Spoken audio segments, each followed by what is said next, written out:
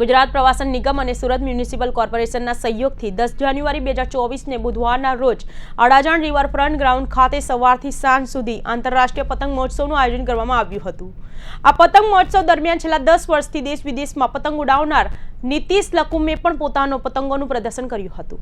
ગુજરાત પ્રવાસન નિગમ અને સુરત મ્યુનિસિપલ કોર્પોરેશનના સહયોગથી 10 જાન્યુઆરી 2024 બુધવારના રોજ અડાજણ રિવરફ્રન્ટ ગ્રાઉન્ડ ખાતે સવારથી સાંજ સુધી આંતરરાષ્ટ્રીય પતંગ મહોત્સવનું આયોજન કરવામાં આવ્યું છે। આ પતંગ મહોત્સવ દરમિયાન છેલ્લા 10 વર્ષથી દેશ વિદેશમાં પતંગ ઉડાવનાર નીતિશ લકુમે પણ પોતાના પતંગોનું પ્રદર્શન કર્યું હતું। કાઇટ ફેસ્ટિવલમાં માહિતી આપતા નીતિશ લકુમે જણાવ્યું હતું કે મેં વિવિધ દેશોમાંથી વિવિધ ડિઝાઇનની 3980 નગ્ન પતંગો એકત્ર કરી હતી। વડાપ્રધાન અને મુખ્યમંત્રી જેવી મહાન હસ્તીઓ સાથે પતંગ ઉડાવનાર નીતિશ લકુમ અત્યાર સુધીમાં ઇન્ડોનેશિયા, જાપાન, લંડનમાં પતંગબાજીનું નિદર્શન કરી ચૂક્યા છે। તેઓ પતંગ પ્રદર્શન દ્વારા હિન્દુત્વનો પ્રચાર કરવા પતંગો બનાવી રહ્યા છે અને પ્રદર્શિત કરી રહ્યા છે। ત્યારે ઇન્ડોનેશિયામાં પતંગનો ઉત્સવ હતો ત્યારે અમારી અને તેમની રામાયણ પર આધારિત પતંગો રમજાન મહિનામાં બનાવવામાં આવતી હતી અને ઉડાવવામાં આવતી હતી। એ સમન્વય સાથેના પતંગો આજે જુદા જુદા દેશોમાં ઉડે છે।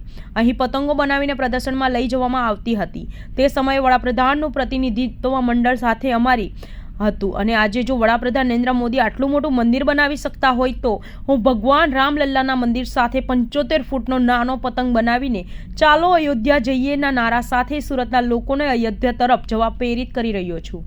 મારા અયોધ્યા જઈને હિન્દુ તત્વ સનાતન ધર્મનો પ્રચાર કરવો છે। હું 75 ફૂટની પતંગ સાથે સુરતમાં પતંગ ઉડાવી રહ્યો છું।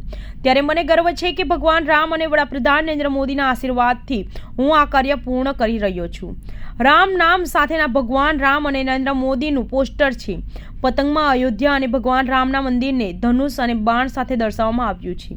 આ થીમ તૈયાર કરવા માટે ભટાર સ્થિત રુદ્રાક્ષ ફેશનની મદદથી 3 કલાકમાં 75 ફૂટનો પતંગ તૈયાર કરવામાં આવ્યો છે। આ ઉપરાંત 65 ઓક્ટોપસ, 15 મીટર ચિત્તો, 15 ફૂટ વેલ, 15 ફૂટ શાર્ક વગેરે 200 પતંગો છે। નામ ધ્વની નીતિશ કુમાર લકુમ છે।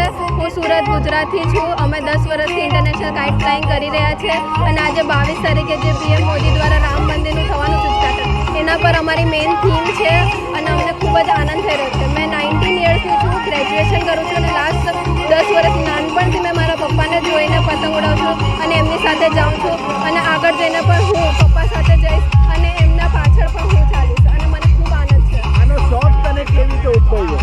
ડેડીને જોઈને બસ નાના ઉત્તરાયણમાંથી પતંગ જે ચકાવતા હતા એના પરથી જોઈને એ બસ ગુજરાત લેવલ પર કરતા હતા, એમાંથી મને જોઈને શોખ છે અને અમે પછી ઇન્ટરનેશનલ લેવલ પર ગયા છે। આ જે 75 ફૂટનો જે પતંગ ચગાવી રહ્યા છે એનો વજન તું કેવી રીતે ઝીલી શકે?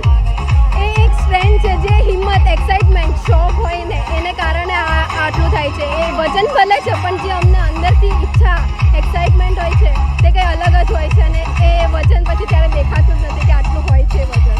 તને આ શોખ જે આવ્યો છે પતંગનો એ સિવાય તને બીજા કયા શોખો છે?